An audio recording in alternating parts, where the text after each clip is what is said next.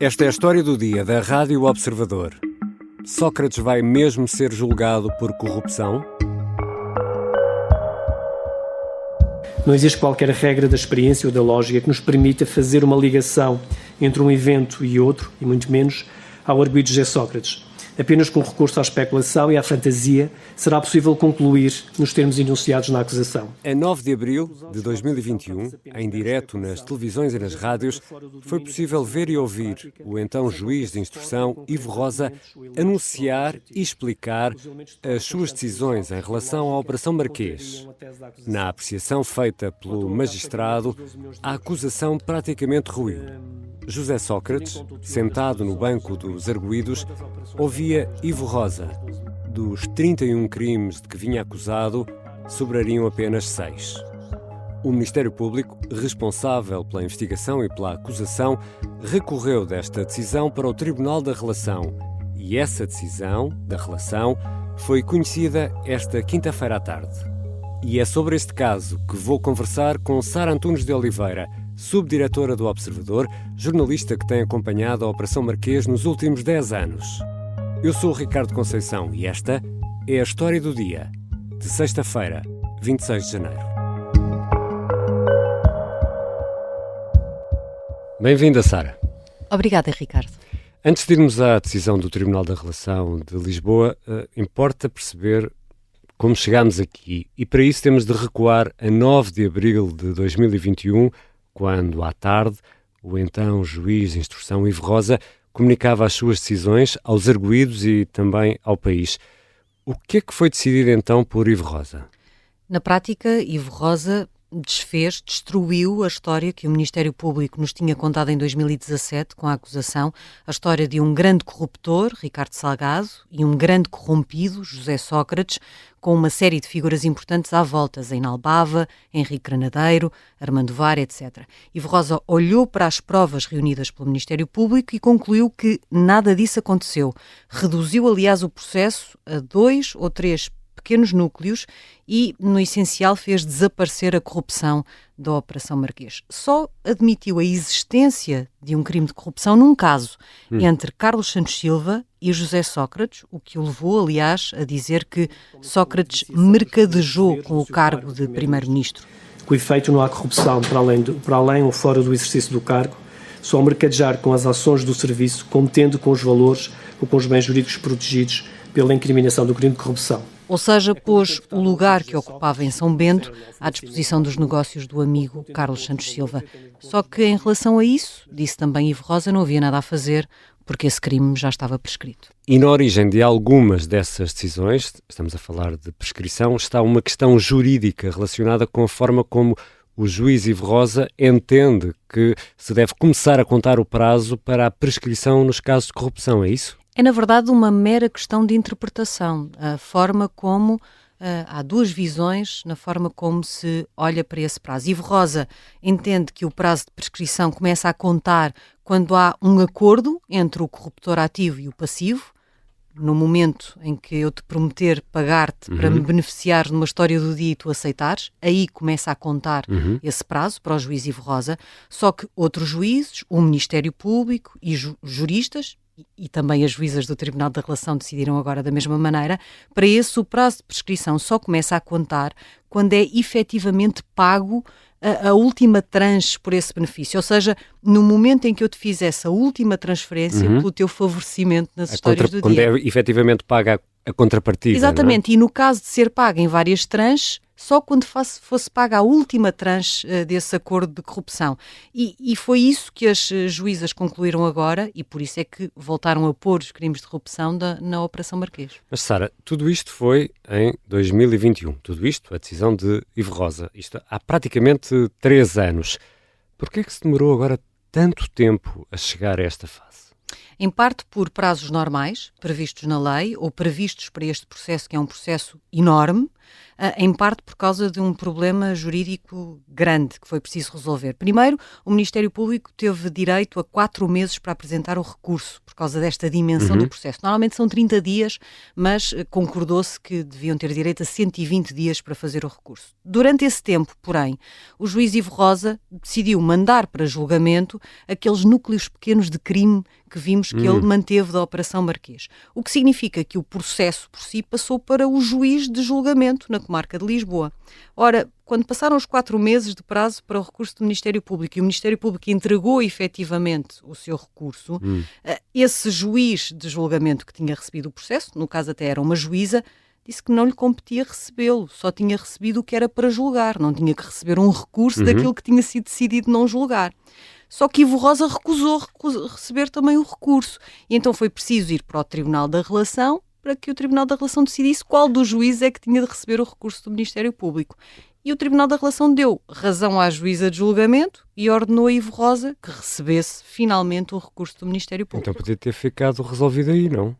Podia, mas não, porque entretanto Ivo Rosa teve um problema de saúde grave e teve de estar de baixa e, portanto, foram passando mais uns meses. O recurso acabou por chegar ao Tribunal Central de Instrução Criminal em julho de 2022, mais de um ano depois da decisão de Ivo Rosa, à altura em que se abriu mais um prazo normal, 4 meses para as defesas se pronunciarem em relação à posição do Ministério Público, os mesmos 4 meses que o Ministério Público tinha tido para apresentar o recurso. E depois ainda houve mais um incidente de José Sócrates, um incidente jurídico levantado pelo antigo Primeiro-Ministro, mas enfim, o recurso acabou por finalmente chegar ao Tribunal da Relação no final de fevereiro do ano passado, portanto foram uns 10 meses para esta decisão.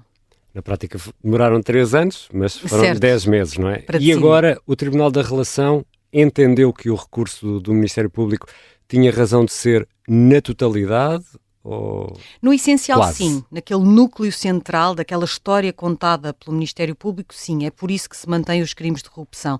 Há algumas alterações noutros crimes, basta nós pensarmos que estes arguidos foram acusados de 189 crimes e agora são 118. Caíram alguns crimes, caíram também alguns arguidos, mas o núcleo central, aquele do tal grande corruptor e do grande corrompido, que depois metia PT, GES, Grupo Lena, Val do Lobo, tudo à volta, voltou a estar nas mãos da Justiça. No fundo, é quase como se voltássemos a 2017, quando foi conhecida a acusação do Ministério Público, mas há aqui uma diferença muito importante em relação a essa altura, é que o fundamento para essa acusação foi agora avaliado por 3 juízes de um Tribunal Superior que concluíram que esse fundamento é forte o suficiente para seguir para julgamento.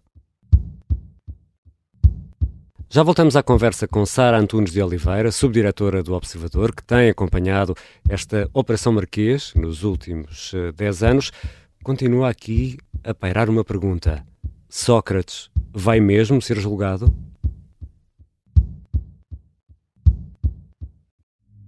Esta é uma história de guerra. Dá-me uma catanada aqui na cabeça, abre-me a cabeça. António Lobato foi o português que mais tempo esteve em cativeiro na Guerra de África. E diz-me assim, dá a faca. E eu digo assim, vem buscá-la.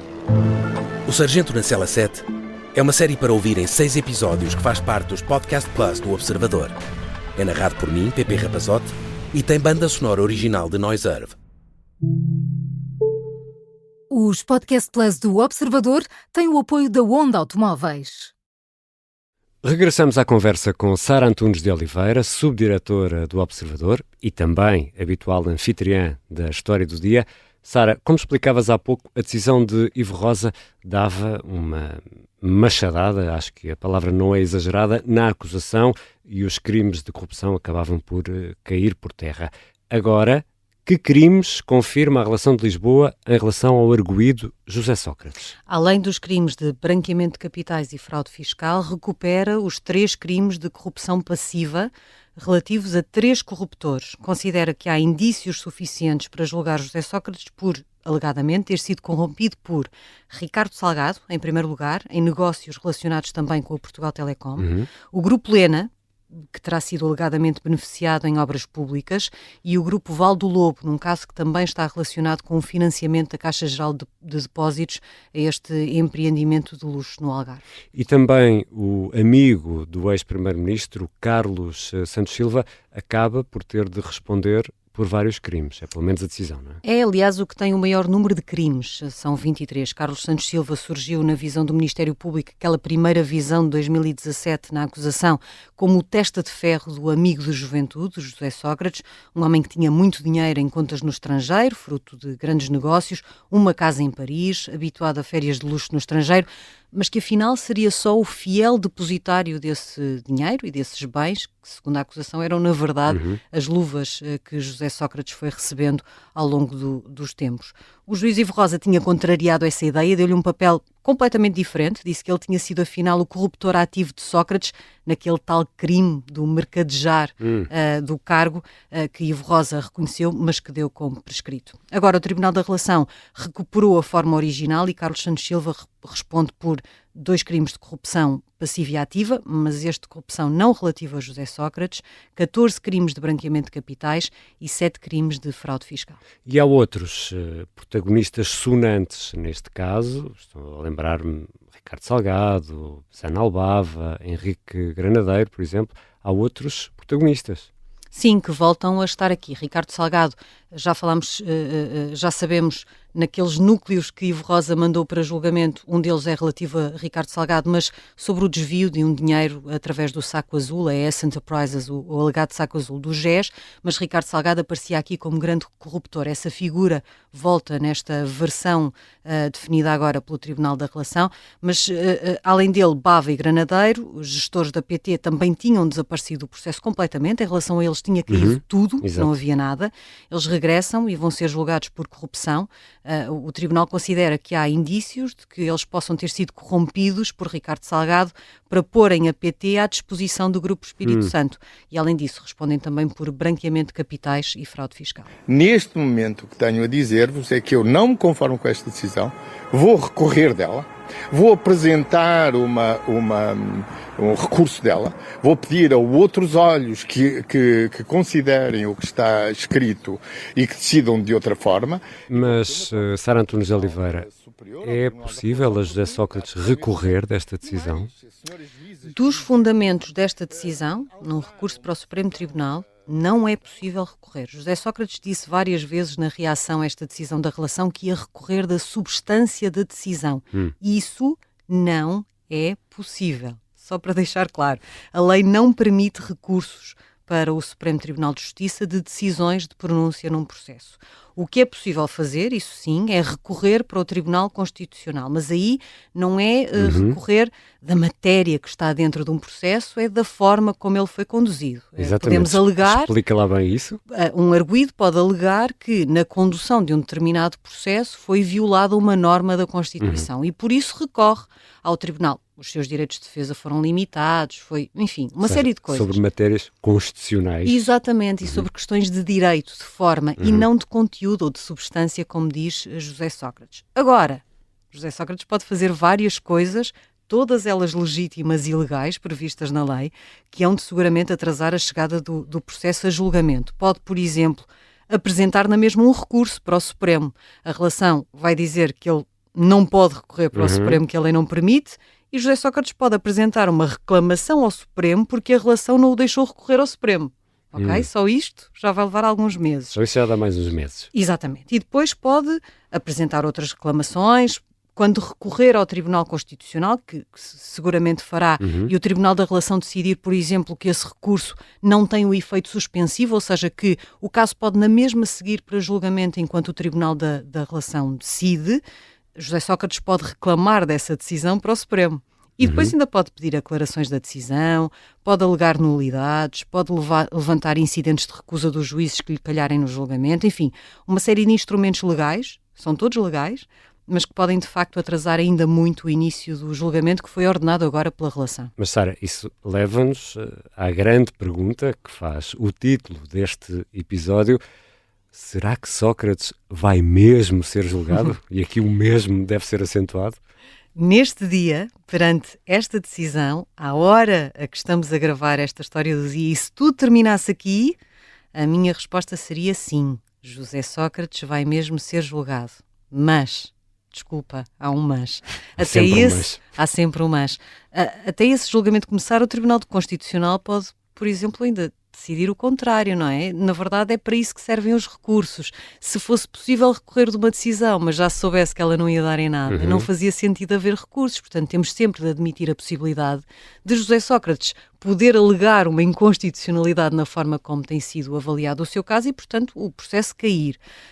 Eu acho que isso é pouco provável. Isto não é um processo que anda na justiça há pouco tempo, claro, e que teve poucos recursos por parte de Sócrates, mas pode sempre acontecer. Agora, é um inevitável e gigantesco imbróglio jurídico à nossa frente. É que lembras daqueles pequenos núcleos da Operação Marquês que resistiram, foram andando, relativos a José Sócrates, Ricardo Salgado e Armando Vara, é que eles seguiram para julgamento. 2 deles já tiveram decisão de condenação e confirmação no Tribunal da Relação, Ricardo Salgado e Armando Vara. No caso de Armando Vara está muito perto do trânsito em julgado, portanto estão a fazer o cúmulo jurídico, portanto ter de ser preso neste processo para cumprir pena.